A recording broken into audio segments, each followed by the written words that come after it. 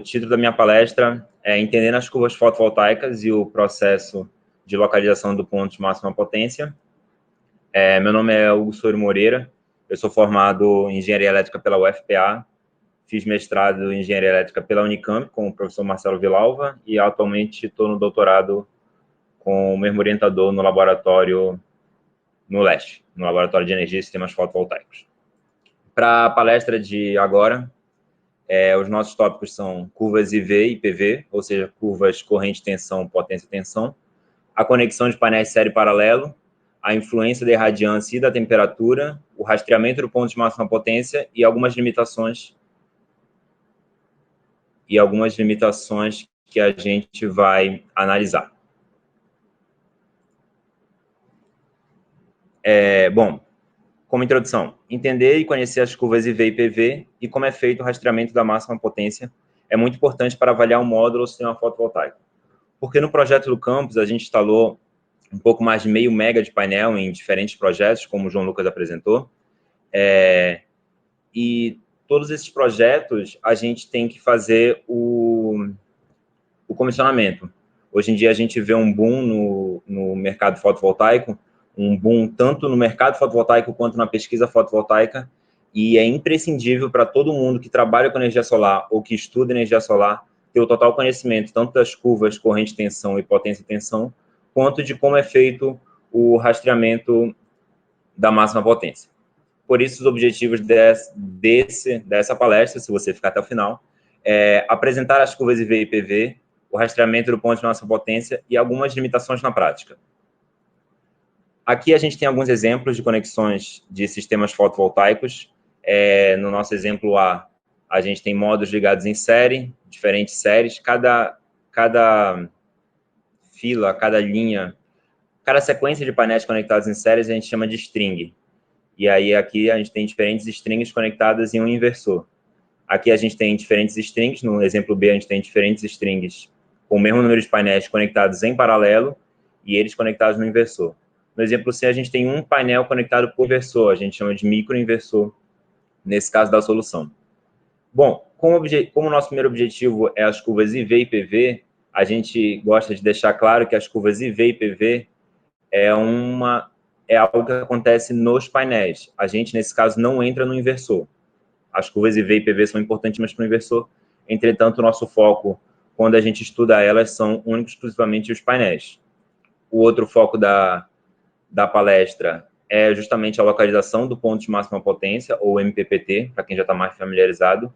O MPPT, por sua vez, ele sim, atua dentro do inversor, dentro da loja do inversor, procurando o ponto de máxima potência nas curvas que ficam no painel. Bom, inicialmente nós temos o módulo fotovoltaico. O módulo fotovoltaico é basicamente uma conexão de células em série ou paralelo. A maioria esmagadora do mercado apresenta painéis com módulos em série, mas com o avanço do half cell a gente voltou a ter um pouco mais painéis com células em paralelo. E todo mundo que já viu um datasheet ou uma folha de dados de um painel, já viu uma curva IV e uma curva PV. Elas têm mais ou menos esse formato, onde a minha curva IV ela faz o formato de um joelho, e a minha curva PV ela tem o formato de uma montanha ou de um pico.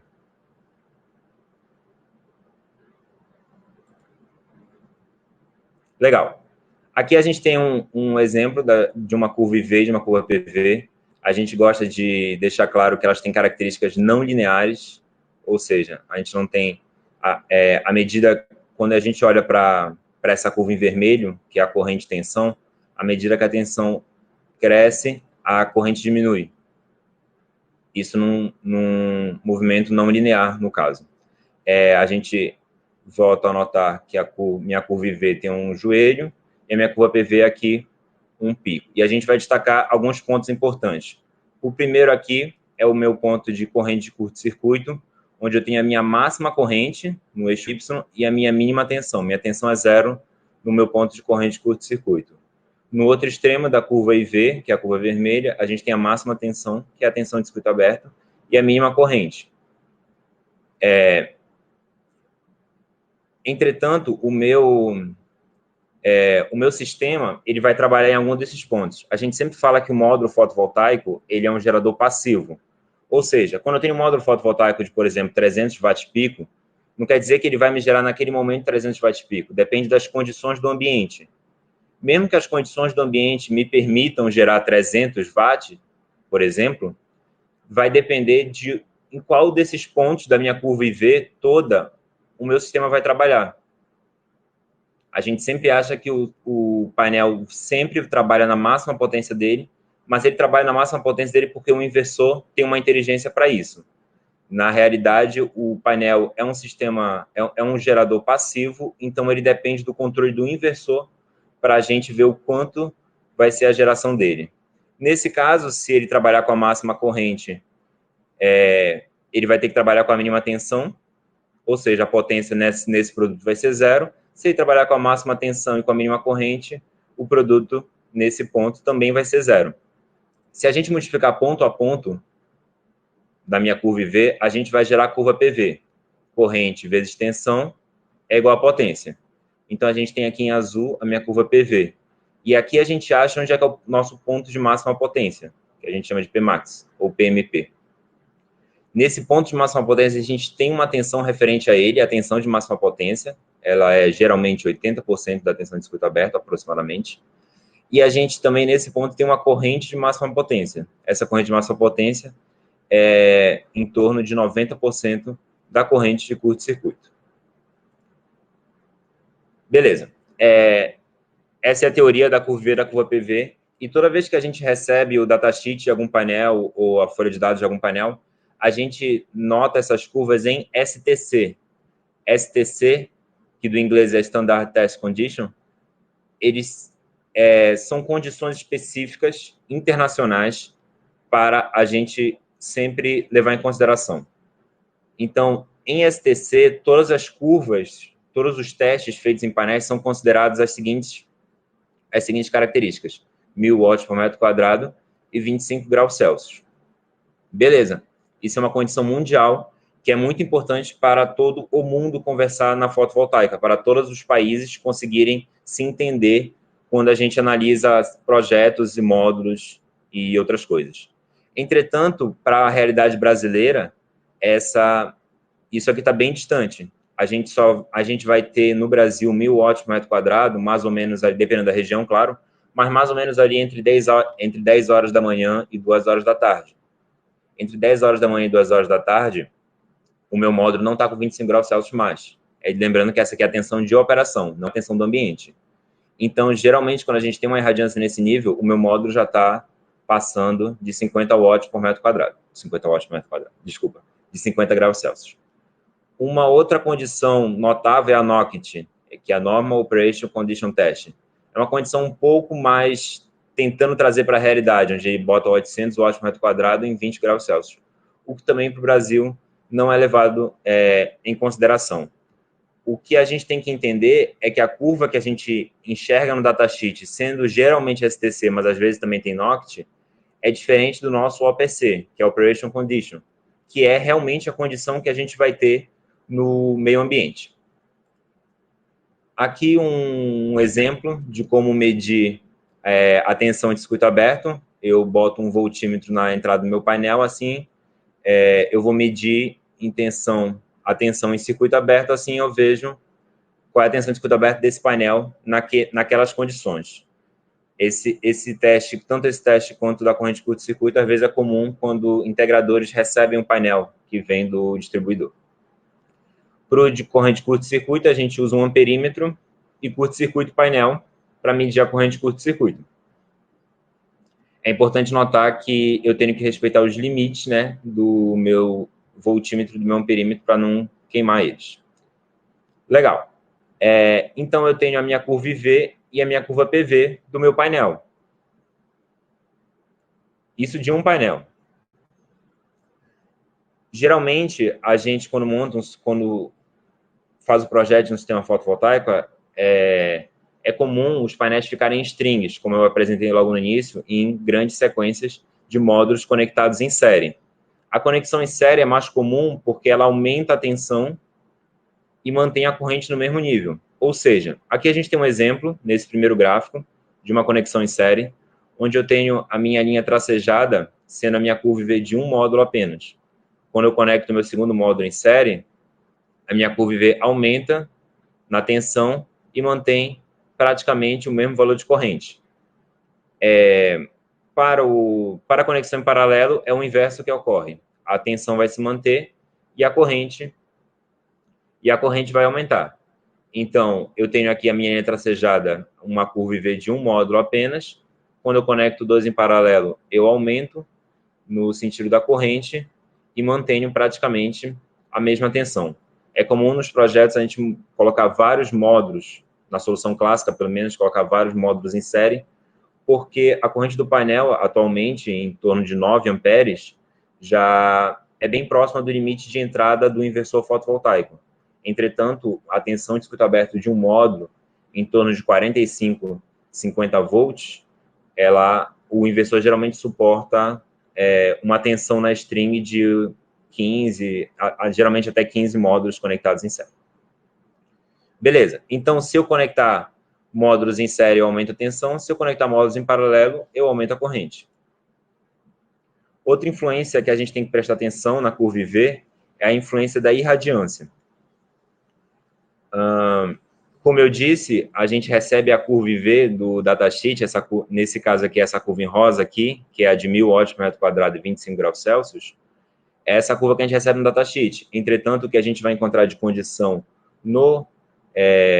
na realidade brasileira é uma variação é uma condição bem diferente dessa. Durante o dia inteiro, como a Karen bem falou, que a gente tem que fazer toda uma modelagem da irradiância durante o dia inteiro, a minha irradiância vai variar. Quando o meu sol nasce ali próximo de 6 horas da manhã, a gente consegue medir o módulo consegue receber uma irradiância entre 100 e 200 watts por metro quadrado, chegando num pico em torno do meio-dia ali de mais de 1.000 watts por metro quadrado, geralmente mais de 1.200 watts por metro quadrado no Brasil, e depois o sol se põe, e ali próximo das 6 horas da tarde, a gente volta a ter uma irradiância em torno de 100 a 200 watts por metro quadrado. Então, aqui a gente vê a variação da curva IV com o valor da irradiância. Em rosa é a nossa maior irradiância, aqui 1.000 watts por metro quadrado. E à medida que eu vou diminuindo, a gente vê que a curva IV ela cai diretamente proporcional no sentido da corrente. Entretanto, ela também diminui na tensão, mas ela não diminui diretamente proporcional, diminui só um pouquinho.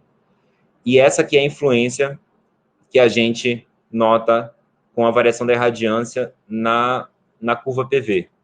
É interessante notar logo aqui, que a gente vai discutir um pouco mais na frente, que o meu ponto de máxima potência ele varia a posição dele. E isso vai ser importante daqui a pouco. Outra influência do ambiente, além da irradiância, é a temperatura. A gente tem a curva aqui em azul como sendo a que vem no datasheet, de 25 graus Celsius. E à medida que eu aumento a temperatura no meu módulo, a gente vê que a curva IV varia na tensão, quanto maior a temperatura, menor a tensão, e também varia na corrente, quanto maior a temperatura, maior a corrente, só que a elevação de corrente é bem pouca. A gente nota de novo aqui que a variação da temperatura está diretamente ligada aqui na minha curva PV, está diretamente ligado no meu ponto de máxima potência. A gente vê o quanto que o ponto de máxima potência varia com a temperatura. Beleza, então, se com a minha irradiância eu tenho, durante o dia inteiro, ela vai variar entre 0 e 1.000 ou 1.200 watts por metro quadrado, lembrando que qualquer nuvem que passar vai variar essa irradiância, a gente vai ter uma grande variação na curva IV e na curva PV por causa da minha irradiância. Além disso, a gente vai ter uma variação também por causa da temperatura, que o painel vai esquentar com o passar do dia, ele chega até ter um processo de resfriamento na segunda parte do dia, na parte da tarde. Por isso, o meu ponto de máxima potência, ele fica em constante mudança, correto? Aqui agora a gente vai estudar o rastreamento do ponto de máxima potência, que é uma solução que vai no inversor. É uma solução que é uma lógica que vai dentro da eletrônica de potência do inversor, que faz com que tanto o meu módulo, quanto a minha string, quanto todo o meu arranjo fotovoltaico sempre trabalhe na máxima potência, mesmo que essa máxima potência varie.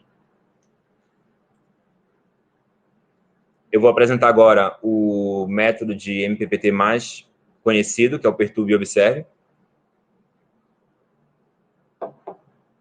O nome dele vem justamente de perturbar a tensão e observar a potência. Como assim? Bom, vamos dizer que meu sistema tem essa curva PV nesse momento. A gente vai fixar a curva PV e não vai variar ela nesse momento. Geralmente, os inversores partem já de uma tensão bem alta para procurar a máxima potência. Porque antes do sistema ligar, o inversor, só fazendo um parênteses aqui, o inversor tem que fazer alguns testes na rede e no sistema fotovoltaico, então ele já está enxergando a tensão de circuito aberto. Então ele já parte, esse MPPT, daqui de uma tensão relativamente alta para achar o pico, correto? Mas para fazer o nosso exemplo um pouco mais didático, a gente vai partir aqui mais ou menos do ponto B. Vamos dizer que meu sistema nesse momento está no ponto B. O inversor selecionou esse ponto como para trabalhar. Detalhe, essa minha string de painéis, ela pode gerar até 1.200 watts, mas ela não está gerando 1.200 watts, ela está gerando em torno de 700 watts, porque é aqui que o meu inversor colocou ele para trabalhar. Mas beleza, o MPPT está habilitado e a gente agora vai, como eu disse, perturbar a tensão e observar a potência. A gente vai começar perturbando a tensão. Então, a tensão está aqui em torno de 95 volts, vamos aumentar a tensão no sentido do ponto C, a gente aumentou para 115 volts, mais ou menos. E com isso, a potência que era de 700, subiu para 800. O que o meu sistema entendeu disso? Ele entendeu que ele aumentou a tensão e aumentou a potência. Beleza, ele acha então que ele está indo no caminho correto. Ele vai continuar aumentando a tensão. Então, a gente está no ponto 100, em 115 volts. Ele vai aumentar a tensão de novo. Então, sai de 115 volts, vem aqui para mais ou menos 130 volts, do ponto C para o ponto D. Já que eu saí de 115 volts para 130 volts, eu pulei de 800 watts para quase 1.000 watts. O meu sistema, mais uma vez, viu um aumento da tensão, gerando um aumento de potência. Ele vai continuar no mesmo caminho. Vai sair dos 130 volts para 150 volts. E assim vai sair de 1.000 watts para mais ou menos aqui 1.100 watts. Aumento de tensão, aumento de potência. Vai continuar no mesmo caminho. Vai sair dos 150 volts do ponto E para mais ou menos aqui 170 volts, que é o F. Ele saiu de 1.100 watts para 1.200 watts. Ou seja, ele aumentou a tensão e aumentou a potência e chegou no pico. Perfeito. Só que, como eu disse, ele entendeu que ele aumentou a tensão e com isso aumentou a potência. Então, ele vai continuar aumentando a tensão. Então, ele estava em 170 volts, ele vai passar. Ele vem aqui no sentido do ponto G e a potência vai cair de 1.200 para mais ou menos aqui 950 watts. Agora, ele aumentou a tensão e caiu a potência. Se ele aumentou a tensão e caiu a potência, ele vê que ele passou, ele vê que ele está indo no caminho errado. Então, ele vai voltar. Então, ele vai diminuir a tensão e voltar para o ponto F e aumentar a potência.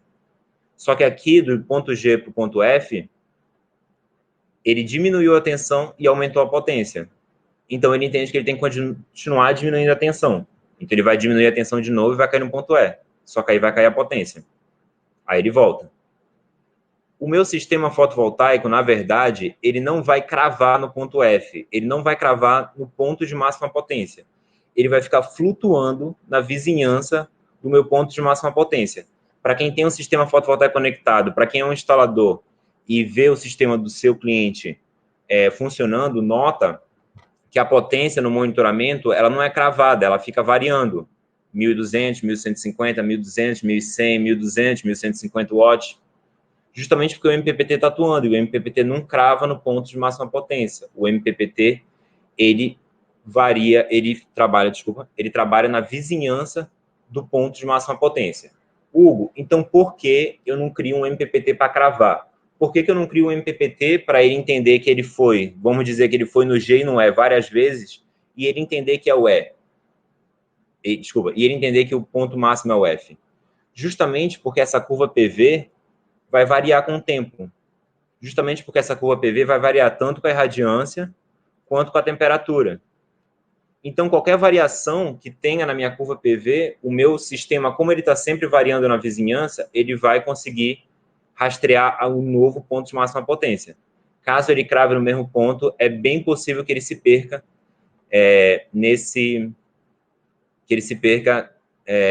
em alguma variação de irradiância ou temperatura. Beleza? Para quem é mais da área de engenharia e quiser bater print, Esse aqui é o fluxograma de um algoritmo de Perturbe e Observe. Ele foi publicado em um artigo que a gente... esse fluxograma está na minha dissertação, que inclusive, para quem quiser fazer o download da minha dissertação de mestrado, é só clicar no link aqui em cima da apresentação. Legal. Então, a gente já entendeu como funciona a curva IV e a curva PV, com a variação da irradiância e da temperatura, e como varia, e como o MPPT faz, mesmo com essas variações, a gente sempre trabalha na máxima potência. Isso é tudo lindo na teoria. Entretanto, a gente tem algumas limitações na prática, que a gente, não só essas duas, algumas outras também, mas são tópicos para um próximo workshop, a gente aqui vai destacar duas, que é o mismatch e o sombreamento parcial. Como definição do mismatch, a gente tem que o descompasso existente entre módulos conectados em série e ou paralelo em virtude de fatores extrínsecos e ou intrínsecos ao sistema fotovoltaico, que é uma excelente definição, um pouco fancy. Então, na verdade, o que é o mismatch? Quando a gente compra um lote de painéis para fazer um sistema fotovoltaico, eu compro 20 painéis de 335 watts. Na verdade, esse módulo... Desculpa, eu comprei 20 módulos de 335 watts.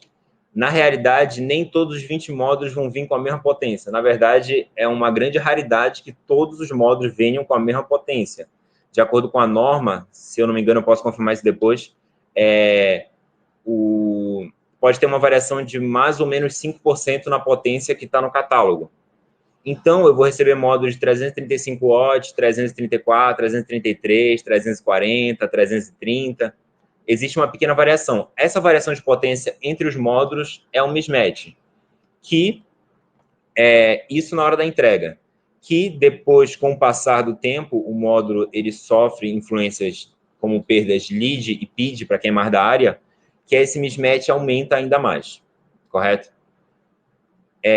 Outra situação que a gente tem como limitação ao sombreamento parcial ocorre quando os módulos não recebem o mesmo nível de radiância.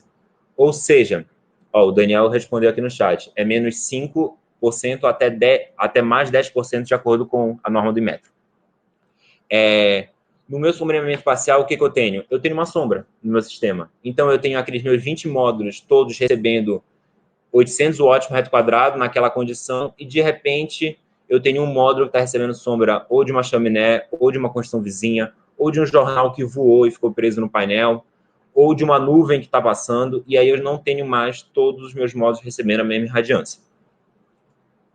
Bom, eu apresentei os dois, né, mas vamos falar primeiro do mismatch. Aqui um exemplo simulado do mismatch. A gente tem só 3 módulos ligados em série. Os módulos, nesse momento, conseguem gerar até 190 watts. Esse valor em preto desses 2 módulos é quanto esses 2 módulos conseguem gerar, 190 watts. Entretanto, a gente tem um módulo na série que ele tem 5% de potência menor do que os outros. Então, esse módulo menor, ele só pode gerar 180,5 watts. Ou seja, como todos os módulos estão ligados em série e eles são limitados pela corrente do menor, mesmo os outros 2 módulos, o segundo e o terceiro aqui, podendo gerar 190 watts, eles vão gerar só 180,5 watts. Isso é uma perda por mismatch. Então, a gente tem aí 3 curvas IV aqui. Esse aqui é do primeiro módulo, que ela é um pouco menor, consegue gerar uma potência um pouco menor, e esses 2, né, um pouco maiores. Como todos os módulos estão ligados em série, eles vão trabalhar na mesma corrente. Quando a gente decidir qual é a corrente, a gente vai ter perda nos 2 módulos que tem uma potência, que poderiam gerar uma potência maior. A gente colocando a gente falou que módulos em série a gente aumenta a tensão e mantém a mesma corrente, é porque a gente soma as curvas IV de módulos em série.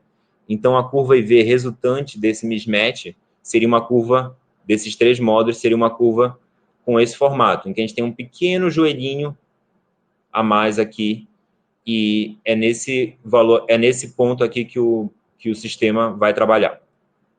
A segunda limitação é o sombreamento parcial, aí a gente tem uma diferença um pouco maior nas curvas IV, vou só dar uma acelerada que o meu tempo está acabando. Então, a gente tinha aqueles módulos que podiam gerar 190 watts, mas a gente tem uma nuvem passando, e aí os módulos que podiam gerar 190 watts estão recebendo 1.000 watts por metro quadrado, e o módulo sombreado só pode gerar 800 800 watts por metro quadrado. A gente tem praticamente o mesmo esquema do mismatch, só que a diferença das curvas é bem maior. Então, quando a gente colocar essas três... Então, a gente vai trabalhar com esse módulo de 152 watts, realmente trabalhando na máxima potência dele, e esses outros dois tendo perda de potência por causa disso. A curva resultante desse sombreamento parcial é mais ou menos essa, em que a gente tem 2 pontos de máxima, é um joelho um pouco mais acentuado aqui, e aí o sistema poderia trabalhar com 2 pontos, e aí o sistema tem que escolher em qual dos pontos de máxima ele trabalharia.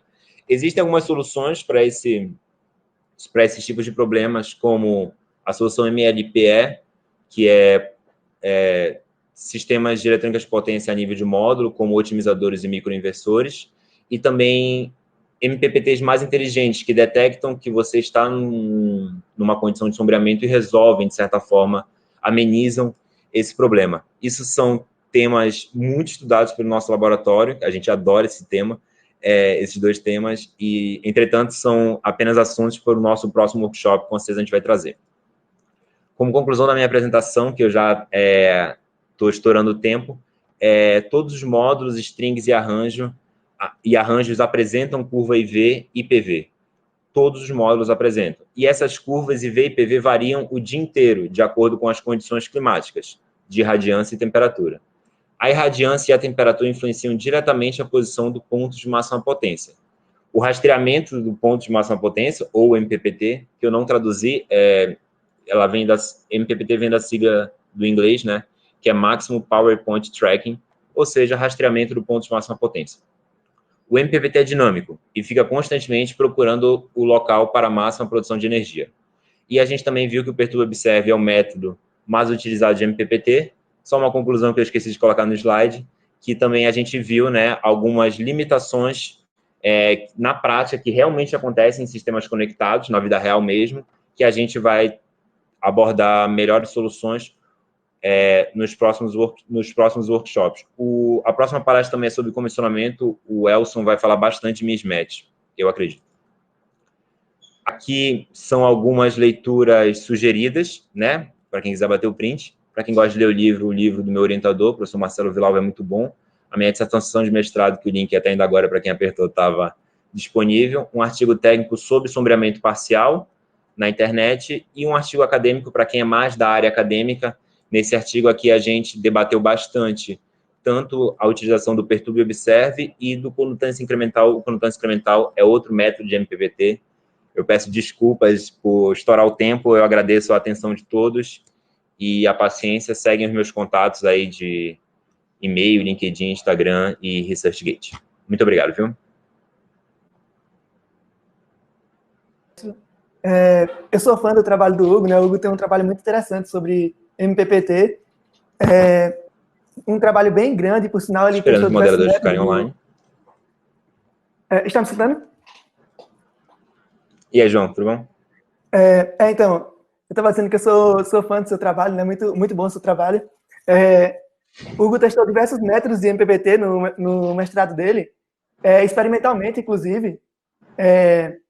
A gente tem algumas perguntas, Hugo. Foi uma palestra que movimentou muito aqui. O pessoal fez várias perguntas aqui bem interessantes. Eu vou começar com algumas. Tem uma aqui da Bruna, que foi a primeira pergunta que fizeram, né? Ela está perguntando qual a margem de erro do MPPT ao alcançar a máxima potência, né? Então, eu sei que essa é uma pergunta bem interessante para o seu estudo, principalmente. Então, pode falar para a gente aí.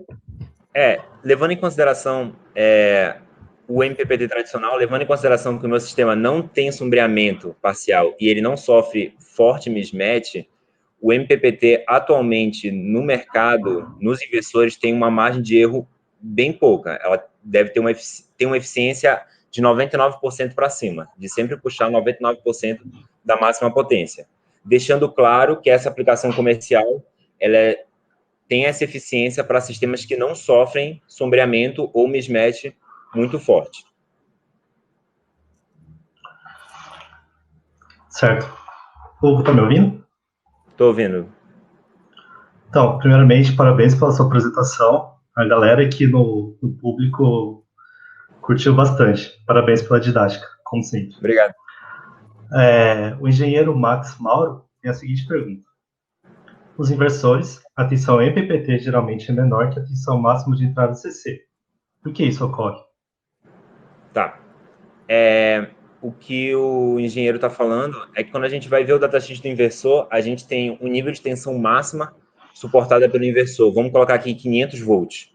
E a gente tem também o range, o intervalo de trabalho do meu MPPT, que se a entrada máxima é 500 volts, o MPPT deve trabalhar entre 150 e 400 volts. Ocorre porque na hora de fazer um projeto são duas análises diferentes. A gente olha para a tensão máxima que aquele inversor suportaria de entrada. Para isso, a gente vai somar todas as tensões dos módulos em série, ou seja, a tensão da string, e a gente tem que colocar um fator de temperatura mínima. Ou seja, como eu disse, com o aumento da temperatura eu diminuo a tensão, mas o oposto também é correto. Quando menor a temperatura, maior a tensão.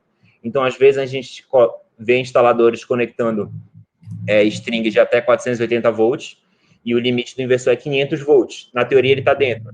Só que na cidade que ele conecta, no inverno, o dia amanhece a 0 grau. E aí, esse 480 volts vai ser maior que a 480 volts. Se ele romper esse 500 volts, ele pode queimar a entrada do MPPT e a garantia, nesse caso, não vai cobrir. Bacana.